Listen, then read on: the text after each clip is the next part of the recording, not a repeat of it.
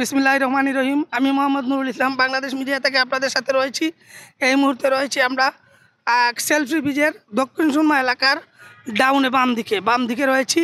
আপনারা যে পিছন দিকটা দেখতে পাচ্ছেন, এটা মনে হচ্ছে যে একটা ময়লা আবর্জনার স্তূপ, কিন্তু তা নয়।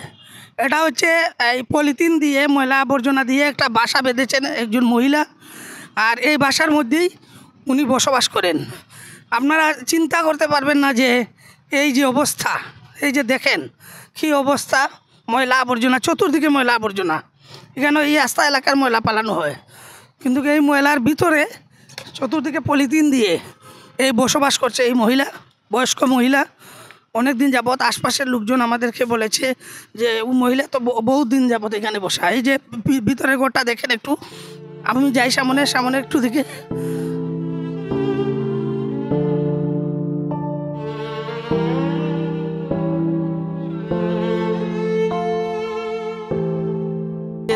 দেখেন কি অবস্থা।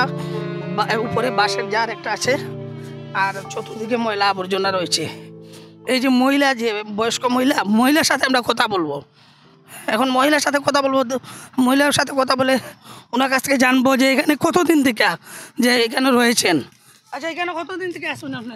আজকাল 10-12 বছর ধরে এই জায়গার মধ্যে বাড়ি নাই, ঘর নাই, এন তাহি ঘর বাড়ি নাই।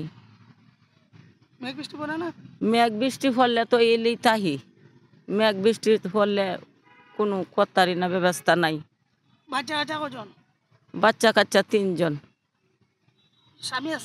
স্বামী মারা গেছে। নুরুদ্দিন গেছে গা আমার ভালাইয়া। 10-12 বছর ধরে কেউ সাহায্য টাহ্য করে না, এন হরিয়া রয়েছি।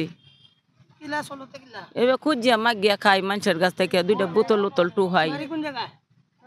বাড়ি সাতক, কেউ সাহায্য টাহ্য করে না। এর লাগে আমি, কেউ আমার দেহে না, এর লাগে আমি জঙ্গলাত হরিয়া রয়েছি। আর যদি মরিয়া যাইতে আপনারা একটু দেখবেন আমারে, এই দেখারিস না ঘুমাই, অনেক কেউ নাই আমার আপনারা ছাড়া। আসলে আমরা খুব দুঃখজনক বিষয়, আমরা দেখে খুব কষ্ট পাচ্ছি। 10-12 বছর থেকে এই জায়গার মধ্যেই উনি বসে আছেন, এই জায়গা থাকেন, বা 3টা ছেলে মেয়ে নিয়ে, কিন্তু কেউ কোনো ধরনের সহযোগিতা করে না। তিনি ময়লা আবর্জনা এবং হাত পেতে মানুষের কাছে এই দিন যাপন করেন, চলাচল করেন। আমরা ওই এলাকার একজন মুরব্বীর সাথে কথা বলবো, ওনার কাছ থেকে আমরা জানবো যে ওনারে কতদিন থেকে এখানে দেখতেছেন। আপনি কতদিন থেকে দেখতেছেন? আমি তো উনি বহুত বছর ধরে দেখতেছি, স্টেশনে থাকতো, তারপর অন্য জায়গায়, এই জায়গায় এসে 3 মাস হয়ে যায় উনি এই জায়গায় এসে। উনির ছেলে আছে 2টা, আমার থেকে বড় বড় ছেলেরা, হেরা রুজি করি, হেরা বিন্নে খায়। আর মেয়ে আছে 2টা, 3টা, 3 জামাইলে চলে গেছে বিয়ে নিয়ে। ওই বেডি যেন ভিক্ষা করে টরে খায়, চলে। বেডি জঙ্গলা মাঝে থাকে, ভাড়া দিতে পারে না, চলতে পারে না, এই জন্য থাকে। আমরা ওই মুরব্বীর কাছে জানলাম যে উনি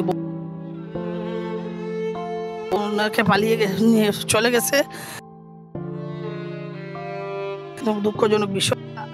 সিলেটি, ওনার বাড়ি সিলেটের সাতকে পড়ছে ওনার বাড়ি।